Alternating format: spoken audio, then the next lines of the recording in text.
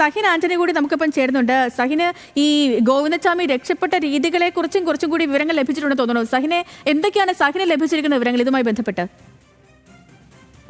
തീർച്ചയായിട്ടും ഗോവിന്ദസ്വാമി രക്ഷപ്പെട്ട രീതി തന്നെ അത് ആസൂത്രിതമാണെന്നാണ് മനസ്സിലാക്കാൻ കഴിയുന്നത്. ഗോവിന്ദസ്വാമി ആ സെല്ലിന്റെ കമ്പി മുറിച്ചിരുന്നു. കമ്പി മുറിക്കുന്നതിനായി അക്സോബ്ലൈഡ് കയ്യിൽ കരുതിയിരുന്നു എന്നുള്ളതാണ് മനസ്സിലാക്കാൻ കഴിയുന്നത്. പോലീസ് അത് സംബന്ധിച്ചുള്ള വിവരങ്ങളും ശേഖരിക്കുന്നുണ്ട്.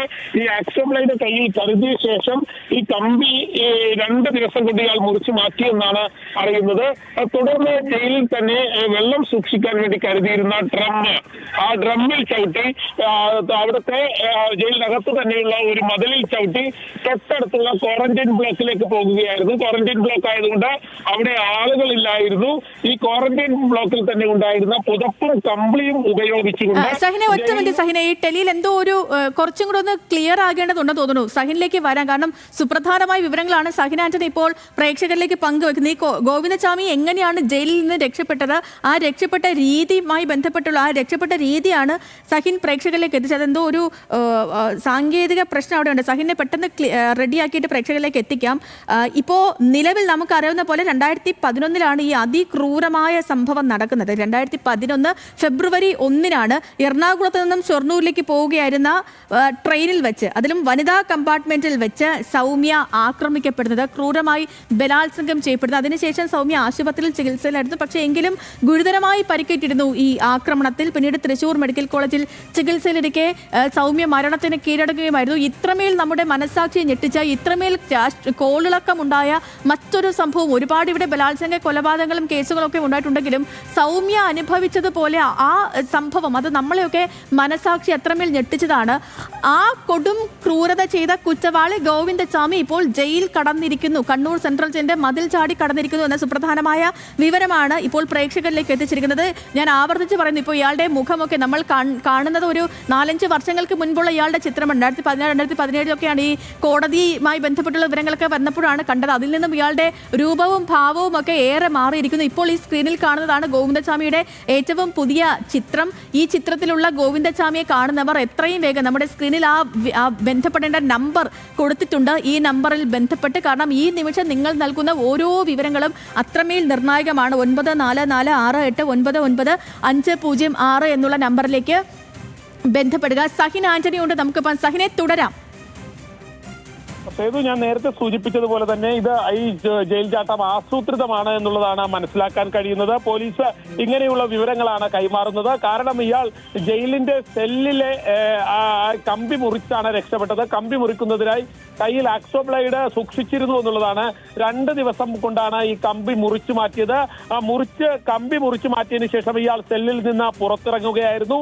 ആ പുറത്തിറങ്ങിയതിനു ശേഷം ഇയാൾ അവിടെ തന്നെയുള്ള വെള്ളം സൂക്ഷിക്കാൻ വെച്ചിരിക്കുന്ന ഡ്രമ്മിൽ ചവിട്ടി ജയിലിനകത്തെ മതില് ചാടിക്കടന്ന് ക്വാറന്റൈൻ ബ്ലോക്കിലേക്ക് എത്തുകയായിരുന്നു.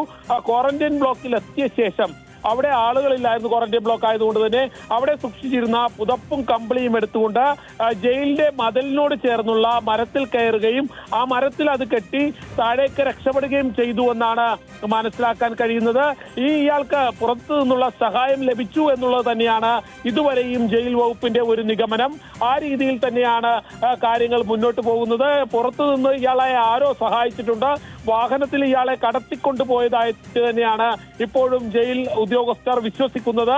ആ രീതിയിലാണ് അന്വേഷണം മുന്നോട്ട് പോയിക്കൊണ്ടിരിക്കുന്നത്. സേതു, സഹിനെ, നമ്മൾ ഈ സംസാരിക്കുന്നത് ഒരു അംഗപരിമിതനായ ആളിനെ കുറിച്ചാണ്. അപ്പോൾ ഇയാൾക്ക് ഇങ്ങനെ ഈ മതിലിന് മുകളിൽ കയറാനും മരത്തിൽ കയറി ഈ സാധനം ഈ പുതപ്പ് കെട്ടാനും അതുവഴി ചാടി രക്ഷപ്പെടാനും ഈ 2 കൈയുമുള്ള ബലവാനായ ഒരാളിന് പോലും ഈ കണ്ണൂർ സെൻട്രൽ ജയിലിന്റെ ഇത്രയും പൊക്കത്തിലുള്ള മതിൽ ചാടിക്കടക്കുക നമുക്ക് ചിന്തിക്കുന്നതിനും അപ്പുറമാണ്. അപ്പോൾ ഇങ്ങനെ അംഗപരിമിതനായിട്ടൊരാൾക്ക് ഇത്രയുമൊക്കെ സാധിക്കുമോ അകത്തു നിന്ന് ഒരു സഹായവും ഇല്ലാതെ? സേതു, ഇവിടെയാണ് നമ്മളെ പോലെയുള്ള മനുഷ്യർക്ക് തെറ്റുപറ്റുന്നത്. സ്വാഭാവികമായും നമ്മൾക്കറിയാം ജയിലുകളിൽ എത്തുന്ന പ്രതികളെ സംബന്ധിച്ചിടത്തോളം കേരളത്തിൽ തന്നെ ഏറ്റവും കുപ്രസിദ്ധമായ കുറ്റങ്ങൾ നടത്തിയിട്ടുള്ള ആളുകളാണ് പ്രത്യേകിച്ചും കണ്ണൂർ ജയിലിൽ കഴിയുന്നത്. ഈ കുറ്റവാളികൾ തമ്മിൽ പരസ്പരം സംസാരിക്കാറുണ്ട്, പരസ്പരം സഹായിക്കാറുണ്ട്, ഈ കുറ്റവാളികൾ തമ്മിൽ വലിയ ഒരു ബന്ധം സൂക്ഷിക്കാറുണ്ട്.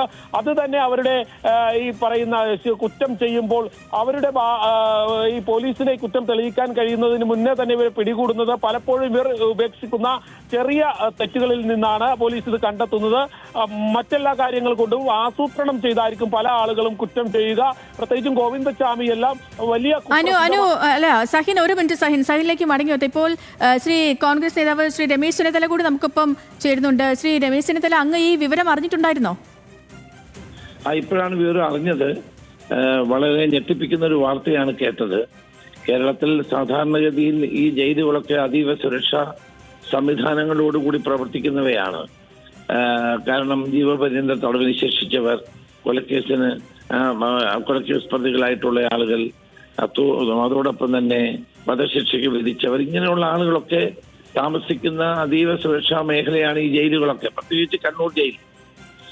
അപ്പം വളരെ ഇതെങ്ങനെ സംഭവിച്ചു എന്നുള്ളത് വളരെ അതാണ് ശ്രീ ചെന്നിത്തല അങ്ങ് പറഞ്ഞതുപോലെ തന്നെ ഈ നമുക്ക് അറിയാവുന്ന പോലെ കൊടും കുറ്റവാളികളൊക്കെ പാർപ്പിക്കുന്ന ഒരു സ്ഥലം കൂടിയാണ് കണ്ണൂർ സെൻട്രൽ പ്രിസൺ എന്ന് കേട്ടിട്ടുണ്ട്. അപ്പോൾ അങ്ങനെയുള്ളപ്പോൾ ഈ ഗോവിന്ദച്ചാമിയെ പോലുള്ളവർക്ക് മേൽ കുറച്ചും കൂടിയൊക്കെ ഒരു കരുതൽ വേണ്ടിയിരുന്നില്ലേ? ഇതിപ്പോ ഒരു ദിവസം കൊണ്ടുണ്ടാകുന്ന ഒരു പ്രശ്നം ഇതായിരിക്കില്ല. ഇതിപ്പോ ദിവസങ്ങൾ നീണ്ട ആസൂത്രണമൊക്കെ ഇതിന് പിന്നിൽ നടന്നിട്ടുണ്ടാകണം. അപ്പൊ അങ്ങനെയാണെങ്കിൽ ജയിൽ വകുപ്പിന് ഇതിലൊരു വീഴ്ച സംഭവിച്ചിട്ടുണ്ടായിരിക്കില്ലേ?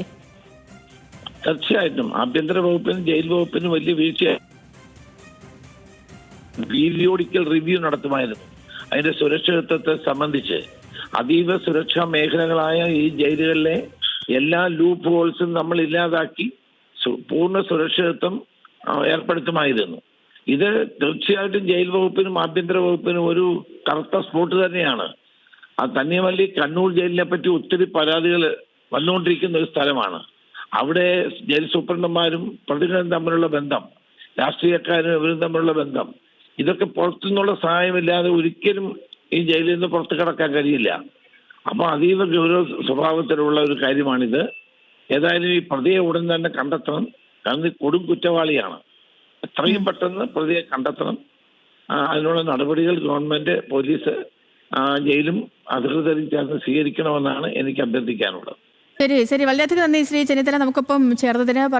അദ്ദേഹം പറഞ്ഞതുപോലെ തന്നെ ഈ പ്രതിയെ എത്രയും വേഗം പിടികൊണ്ട് ഗോവിന്ദച്ചാമി എത്രയും വേഗം പിടികൊണ്ട് മറ്റ് ചർച്ചകൾക്കൊക്കെ പിന്നീടാണ് സ്ഥാനം. അവിടെ ഒരു വീഴ്ചയുണ്ടായോ തുടങ്ങിയ കാര്യങ്ങൾക്കൊക്കെ പിന്നീടാണ് സ്ഥാനം. എങ്കിലും ആദ്യം വേണ്ട പ്രഥമ പരിഗണന ഇയാളെ എത്രയും വേഗം കണ്ടെത്തണം എന്നുള്ളതാണ്. കാരണം കേരളം കണ്ടിട്ടുള്ളതിൽ വെച്ച് ഏറ്റവും വലിയ കൊടും കുറ്റവാളിയാണ് ഇയാൾ.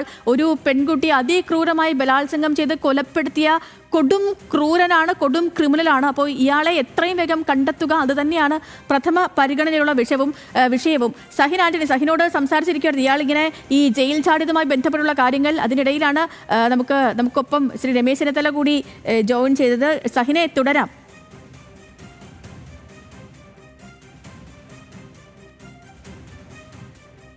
സഹിനെ, കേൾക്കാമോ? സഹിൻ ആന്റണിയിലേക്ക് മടങ്ങിയെത്താം. ഇയാൾ ഇപ്പോൾ നിലവിൽ സഹിൻ പറയുന്ന അനുസരിച്ച് ഈ ഗോവിന്ദച്ചാമി രക്ഷപ്പെട്ട രീതി, അത് സെല്ലിലെ കമ്പി മുറിച്ച് സെല്ലിൽ നിന്നും പുറത്തിറങ്ങി, അതിനുശേഷം വെള്ളമെടുക്കാൻ സൂക്ഷിച്ചിരുന്ന ഡ്രമ്മിൽ ചവിട്ടി ജയിലിനുള്ളിലെ മതിൽ ചാടി ക്വാറന്റൈൻ ബ്ലോക്കിലേക്ക് എത്തുന്നു. അതിന് പിന്നാലെ ഈ ക്വാറന്റൈൻ ബ്ലോക്കിലെ മതിലിനോട് ചേർന്ന മരം വഴി കമ്പിളിയും പുതപ്പും കെട്ടി ഇയാൾ പുറത്തേക്ക് ഇറങ്ങി രക്ഷപ്പെട്ടു എന്നാണ് ഇപ്പോൾ നമുക്ക് അറിയാൻ കഴിയുന്ന വിവരം. ഗോവിന്ദച്ചാമി അങ്ങനെയാണ് പുറത്തേക്ക് എത്തിയത്. ഈ കണ്ണൂർ സെൻട്രൽ ജയിലിന്റെ ആ പടുകൂറ്റൻ മതിൽ ഇയാൾ ചാടിക്കടന്നത് എന്നാണ് മനസ്സിലാകുന്നത്. ഈ ജയിൽ വകുപ്പിന് ഇതിലൊരു വലിയ വീഴ്ചയൊക്കെ സംഭവിച്ചിട്ടുണ്ട്. കാരണം ഇത്രയും വലിയ, നമുക്കറിയാവുന്നതല്ലേ, ഈ കണ്ണൂർ സെൻട്രൽ ജയിൽ അല്ലെങ്കിലും നിരന്തരം വാർത്തകൾ ഇടപെടാറുണ്ട്. ഇപ്പോൾ ഈ പ്രതികളുടെ മൊബൈൽ ഉപയോഗം വഴിയാണെങ്കിലും അതല്ലാതെയും ഒക്കെ പലപ്പോഴും വാർത്തകൾ നിറയുന്ന ഒരു സ്ഥലമാണ് കണ്ണൂർ സെൻട്രൽ ജയിൽ. മാത്രമല്ല, ഈ സംസ്ഥാനത്തെ ഏറ്റവും കൊടും കുറ്റവാളികളെയൊക്കെയാണ് കണ്ണൂർ സെൻട്രൽ ജയിലിൽ പാർപ്പിച്ചിരിക്കുന്നതും ഒക്കെ. അപ്പോൾ ഇവർക്ക് മേൽ സാധാരണ ജയിലുകളിൽ ഉള്ളതിലും 10 മടങ്ങ് ശ്രദ്ധ ഇവരിൽ ഓരോരുത്തരിലും വയ്ക്കേണ്ടത് അറിയേണ്ടതാണ്.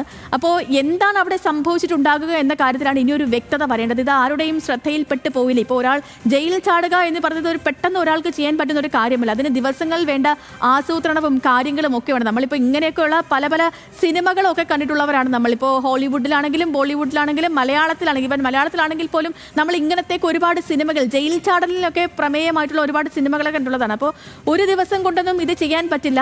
ഇതുമായി ബന്ധപ്പെട്ട് നമുക്ക് ജയിലിൽ ഉള്ളിൽ ആരുടെയെങ്കിലും ഒരു സഹായം കൂടിയേ മതിയാവുകയുള്ളൂ. ഒറ്റയ്ക്ക് എങ്ങനെയാണ് ഒരു അംഗപരിമിതനായ ഒരാൾക്ക് ഇങ്ങനെ ഒരു കൃത്യം ആസൂത്രണം ചെയ്ത് അത് വിജയിപ്പിക്കാൻ കഴിയുക എന്നുള്ളത് ഒന്നാമത്തെ ചോദ്യം. രണ്ടാമത്തേത്, പുറത്തുനിന്ന് ഇയാൾക്ക് എന്തെങ്കിലും സഹായം ലഭിച്ചിട്ടുണ്ടോ? ഒരാളുടെ സഹായമില്ലാതെ എങ്ങനെയാണ് ഇയാൾക്ക് പുറത്ത് കടക്കാൻ കഴിയുക തുടങ്ങിയ കാര്യങ്ങളിലുമൊക്കെ ഇനി വ്യക്തത വരേണ്ടതുണ്ട്. വി എസ് അനു കൂടി തുടരുന്നുണ്ട്. നമുക്കിപ്പോൾ മനു തുടരാം. ഏതായിരുന്നാലും ജയിൽ മേധാവി ADGP ബൽറാം കുമാർ ഉപാധ്യായ ഇത് സംബന്ധിച്ച അടിയന്തര റിപ്പോർട്ട് തേടിയിട്ടുണ്ട്. ഏത് ഘട്ടത്തിലാണ് ഇങ്ങനൊരു ജയിൽ ചാട്ടം ഉണ്ടായത് എന്നടക്കമുള്ള കാര്യങ്ങൾ പരിശോധിക്കുന്നു. മാത്രമല്ല പോലീസും ഗോവിന്ദസ്വാമിക്ക് വേണ്ടി സംസ്ഥാനത്തൊട്ടാകെ തന്നെ അലേർട്ട് കൊടുത്തിട്ടുണ്ട്. ഇയാളെ ഏത് തരത്തിലും പിടികൂടുന്നതിന് വേണ്ടിയിട്ടുള്ള നടപടികളാണ് പോലീസിന്റെയും ഭാഗത്തു നിന്നും ഉണ്ടാകുന്നത്. പക്ഷേ ഇവിടെ ഉയർന്ന പ്രധാനപ്പെട്ട ചോദ്യം, ഇത്രയും ക്രിമിനലായ ഒരാൾക്ക് രക്ഷപ്പെടാനുള്ള സാഹചര്യം എങ്ങനെ ഉണ്ടായി എന്നുള്ള ചോദ്യമാണ് ഉയർന്നത്. ഏതായാലും അതുമായി ബന്ധപ്പെട്ട പരിശോധനകൾ ജയിൽ വകുപ്പിന്റെ ഭാഗത്ത് നിന്നും ഉണ്ടാകും. സംസ്ഥാന ഇന്റലിജൻസ് സംവിധാനവും ഇക്കാര്യത്തിൽ പരിശോധന നടത്തുന്നുണ്ടെന്നാണ് മനസ്സിലാക്കുന്നത്.